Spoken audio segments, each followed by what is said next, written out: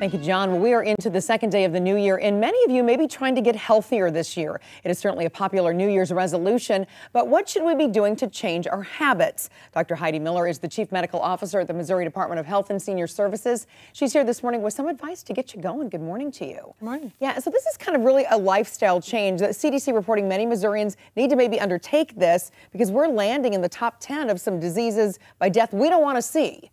Yeah. So what can we do? So we are struggling really in the state of Missouri to improve the health of our citizens. Mm-hmm. We rank among the top dozen in heart disease and cancer and kidney disease and COPD and emphysema.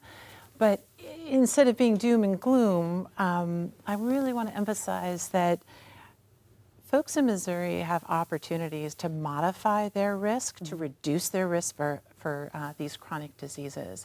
And fortunately, what you need to do to prevent or to reduce the impact of each condition actually has this cascade of benefits for multiple things. So for example, smoking less, drinking less, eating nutritious food, but very specifically reducing salt and reducing sugar in our diet. And then moving more, sleeping more. We need to sleep at least 8 hours a night, but also the regularity of our sleep schedule is just as important as the duration. It's really important to have a regular bedtime, regular wake-up time. And then if we can even pause during our busy, busy days and be mindful and even meditate for 10 minutes a day, that has both psychological and physical benefits that have been really well substantiated. Yeah, and you guys are about to, the DHS is launching a statewide initiative, a campaign to kind of get all this information out there. What will we see in that campaign?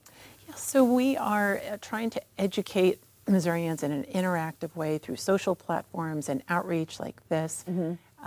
In order to really empower Missourians, not just inform them of the most common causes of death in the state of Missouri, but to really let them know that they have control over their lives individually and as a community by taking these steps to make themselves healthier. And it doesn't have to be big, fancy, and expensive, but literally if Americans exercised for 10 more minutes every single day, that would probably save over 100,000 lives.